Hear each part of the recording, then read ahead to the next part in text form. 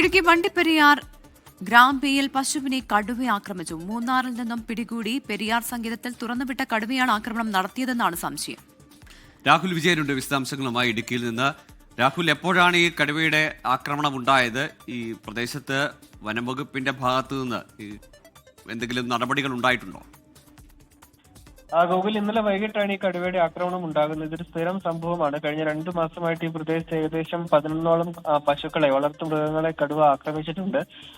കഴിഞ്ഞ ഏപ്രിൽ 1-ാം തീയതി ഒരു കടുവയെ പിടികൂടി, മൂന്നാറിൽ നിന്ന് ഒരു കടുവയെ പിടികൂടി പെരിയാർ കടുവാ സങ്കേതത്തിൽ തുറന്നു വിട്ടിരുന്നു. അത് പിന്നീട് ജനവാസ മേഖലയിലേക്ക് ഇറങ്ങുന്ന കാഴ്ച കണ്ടതാണ്. അതിനെ പിടികൂടാൻ വേണ്ടി വനംവകുപ്പ് 6 കൂട് ഉൾപ്പെടെ സ്ഥാപിച്ച് 2 മാസമായിട്ട് കാത്തിരിക്കുകയാണ്. പക്ഷേ അത് കൂട്ടിൽ കയറുന്നില്ല. പകരം നാട്ടിലിറങ്ങി വളർത്തുമൃഗങ്ങളെയൊക്കെ ആക്രമിക്കുകയാണ്. ഇന്നലെ വൈകിട്ടാണ് ഗ്രാമ്പിയിലെ പഞ്ചായത്ത് മെമ്പറുടെ വളർത്ത് പശുവിനെ കടുവ ആക്രമിച്ചത്.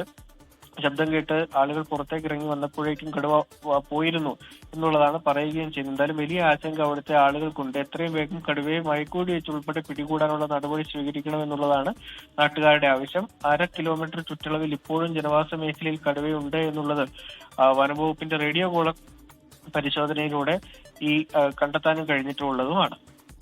ശരി രാഹുൽ, ഏതായാലും വണ്ടിപ്പെരിയാർ വാസികൾക്ക് വലിയ ആശങ്കയാണ്. കടുവയുടെ സാന്നിധ്യം 2 മാസമായി 6 കൂട് വെച്ച് വനംവകുപ്പ് കാത്തിരുന്നിട്ടും കുടുങ്ങിയിട്ടില്ല. അപ്പോൾ ഇനി അടുത്ത നടപടികൾ, മയക്കുവെടി വെക്കുന്ന പോലെയുള്ള നടപടികളിലേക്ക് പോകണമെന്നതാണ് നാട്ടുകാരുടെ ആവശ്യം.